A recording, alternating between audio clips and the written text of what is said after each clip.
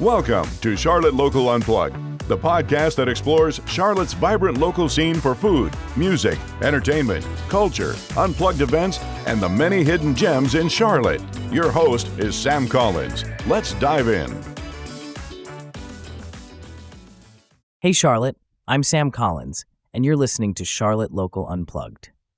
Today's episode is Sustainable Sips, how breweries and bars across the Queen City are shrinking their footprint without shrinking the fun. I will unpack what sustainable brewing and bartending look like in practice, spotlight local pioneers, share a hidden gem, and map a few walkable crawls that pair perfectly with art nights and festivals. You will leave with simple tips to drink greener, questions to ask your favorite makers, and resources to plan a car-free night out. Whether you are a seasoned local or visiting for the weekend, this is your friendly field guide to an unplugged and conscious evening in Charlotte. Grab a glass, settle in, and let us explore how great taste and smart stewardship can live on the same tap list. We will keep it friendly, practical, and very Charlotte-focused. Let us start with why sustainable sips matter here in Charlotte. Brewing and bartending use a lot of water, energy, and packaging, and the choices behind the glass ripple through our neighborhoods. A typical pint can take several pints of water to make, and refrigeration, boil kettles, and glass washing drive power use. On the bar side, citrus, ice, and single-use items can pile up as trash fast. The upside is huge. Smarter systems lower utility bills, reduce waste hauling, and keep ingredients fresher. Guests notice too. When a taproom explains how it recaptures heat or sends grain to local farms, people feel connected and come back. Sustainability is not a marketing garnish. It is operational discipline that makes great beer and cocktails more consistent, resilient, and proudly local. Brewing sustainably starts with water and cleaning. Modern breweries install clean-in-place systems, or CIP, that circulate caustic and sanitizer through tanks so crews reuse solutions safely instead of dumping them. Pair that with a tight rinse routine and flow meters, and you cut gallons without cutting cleanliness. Next is heat. A plate heat exchanger captures the heat from boiling wort and transfers it into the next batch's strike water, so yesterday's boil preheats tomorrow's mash. Insulated lines, proper steam traps, and a right-sized boiler reduce fuel waste and shorten heat-up times. Breweries also stage cold side steps to avoid extra chilling cycles, and they clean draft lines on a schedule to protect flavor so beer is not poured down the drain. All of this lowers the water per pint and the kilowatt hours per barrel numbers that managers track weekly. Carbon dioxide is another big lever. Breweries can capture CO2 created during fermentation and reuse it to purge tanks and push beer, which avoids trucking and fresh gas.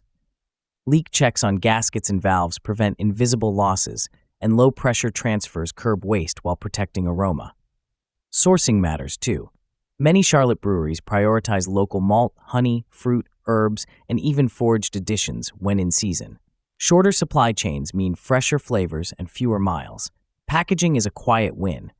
Aluminum cans are light, highly recyclable, and safer on trails and patios than glass.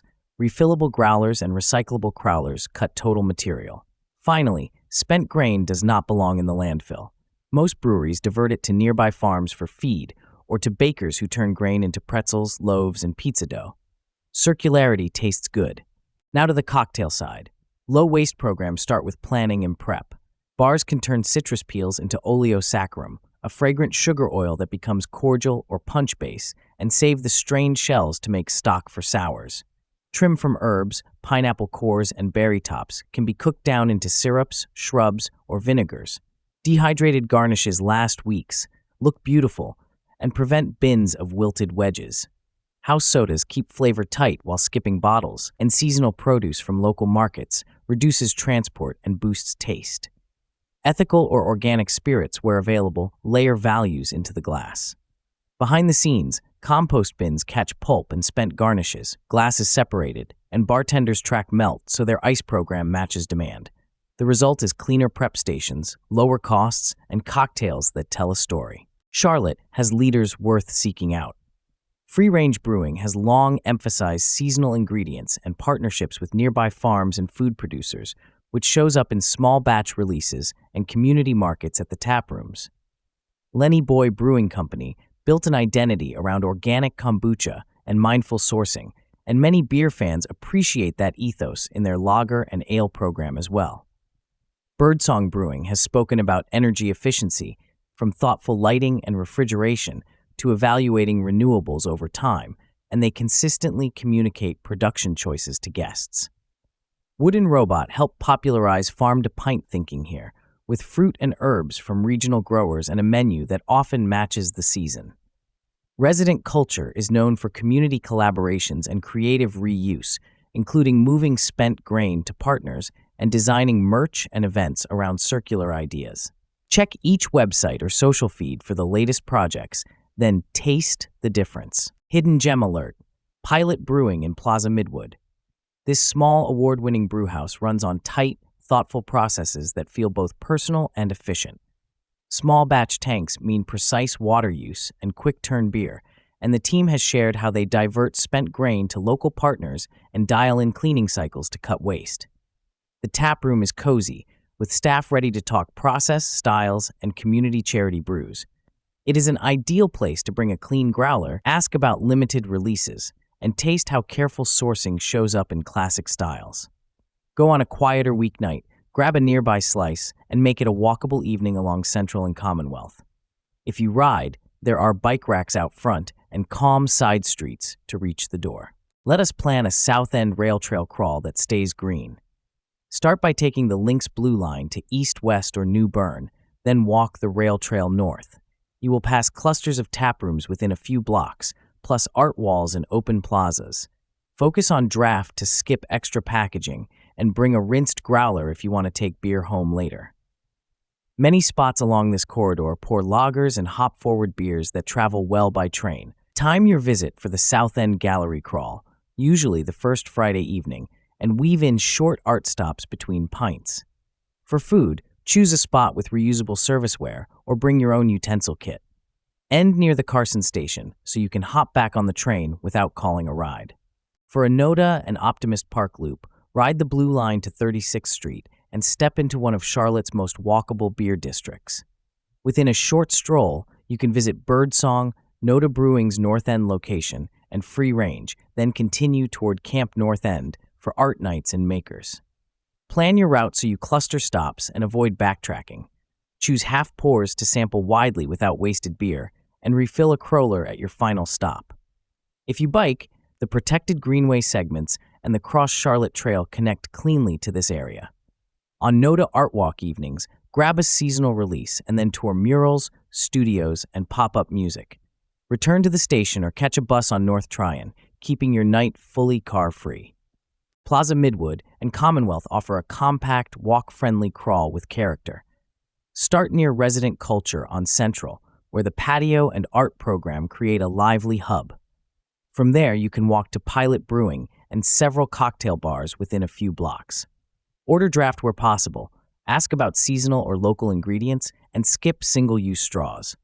If you want a cocktail, choose spots that dehydrate their garnishes and make house syrups. Time this crawl with the neighborhood's pop-up markets or a gallery event along Central, then cap the night with a snack from a nearby bakery that uses local grain.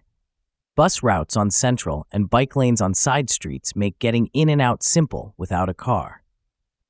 Sustainable sips feel best when they connect to culture. Line up your night with the South End Gallery Crawl, Camp North End's Wednesday or Friday art and maker nights, or festival weekends like Shout and local music series. Before you start, check which breweries are hosting pop-ups by farms, bakeries, or artists, and plan your order to match the theme. A saison with local honey hits differently when you just met the beekeeper 3 booths over. Keep timing in mind. Visit the busiest tap room first while staff is fresh, then slide to a quieter bar for a low-waste cocktail and a snack. If a venue is pouring a collab that benefits a park, river, or food rescue, consider that your nightcap. You supported art, community, and the environment in one loop. When you meet a brewer or bar manager, ask the questions that matter. What was the single most effective sustainability upgrade you put in, and why did it work? How many gallons of water per pint or per barrel are you running now, and what is your next goal? What are your kilowatt hours per barrel on the brew deck and in cold storage? Where do you source key ingredients? And how do you decide when to go local or organic? What is your waste diversion rate, including spent grain, cardboard, and glass? Do you hold any certifications like Green Business, LEED features in the building, or B Corporation? And what milestones are next? Makers love informed curiosity, and your feedback helps owners justify the next upgrade. Your choices add up. Choose draft first, especially at the bar, and bring a clean growler, or pick up a recyclable crowler for home. Return those plastic can carriers, called pack-techs, to the tap room so they can be reused. Skip single-use straws and stirrers, or ask for metal, paper, or no garnish. Order what is seasonal and local because freshness reduces transport and improves taste. If a venue offers flights, share one rather than ordering pints you may not finish. Tip well and tell staff you value sustainability. Compliments and receipts send the clearest signals to owners. Most important, use transit, bike, or walk when you can, and cluster stops so you are not bouncing across town. A greener night out is also a calmer, more connected night. Keep an eye on eco-themed events. Breweries regularly host behind-the-scenes tours that highlight water systems, energy upgrades, and grain partnerships. Cocktail bars run citrus workshops and no-waste classes where you learn to make cordials, syrups, and dehydrated garnishes at home. Watch for collab releases that benefit river cleanups, urban gardens, and food rescue groups, and block off time for green happy hours where discounts reward transit riders or cyclists. Because dates move, our weekend shortlist on the Charlotte Local Unplugged site and newsletter rounds up what is happening each week, from Camp North End Maker Nights to South End pop-ups to neighborhood brewery anniversaries. Subscribe, scan, and build a plan that fits your taste and your calendar. Bookmark Sustain Charlotte for citywide tips and volunteer days. Use Mecklenburg County's recycling guide to know what your taproom can actually recycle. And plan car-free routes with the CATS Trip Planner and the Bike Share app. That is our tour of sustainable sips in Charlotte. We explored why water, energy, and waste decisions behind the bar really matter, how brew houses use clean-in-place systems, heat exchange, right-sized boilers, and careful cold side practices to lower impact, and how cocktail bars cut trash with citrus stock, oleosaccharum, dehydrated garnishes, and house sodas. We highlighted local pioneers you can visit today, including Free Range, Lenny Boy, Birdsong, Wooden Robot, and Resident Culture, and we zoomed in on a hidden gem at Pilot Brewing in Plaza Midwood. We mapped 3 greener crawls in South End, Noda and Optimist Park, and Plaza Midwood in Commonwealth, each linked to walkable streets, the Blue Line, and bike routes. We paired those sips with arts nights and festivals, so every pint or pour connects with makers and neighbors. From there, we got practical. You now have a checklist of Meet the Maker questions to ask about water per pint, kilowatt hours per barrel, sourcing, diversion rates, and certifications. You also have guest moves that matter. Choose draft, bring a growler, return can carriers, order with the seasons, skip single-use items, travel by train, bus, bike, or foot, and tell the team you value sustainability. If you want to keep the momentum, our weekend shortlist rounds up eco tours, classes, collab releases, and green happy hours every week. Bookmark it, subscribe to the newsletter, and share it with a friend who loves good drinks and good design. For planning and learning, lean on Sustain Charlotte for citywide actions, Mecklenburg County's recycling guide for what belongs in which bin, and the CATS Trip Planner and Bike Share app for car-free routes between tap rooms and galleries. Charlotte Local Unplugged exists to help you discover hidden gems, recharge in walkable neighborhoods, and enjoy the arts while caring for the place we share. If this episode sparked an idea, tell a friend, tell a bartender, and tell us. Thanks for listening. I am Sam Collins. Drink wisely, travel lightly, and see you soon again. You've been listening to Charlotte Local Unplugged with host Sam Collins. Until next time, plan fast, explore deep, and enjoy Charlotte.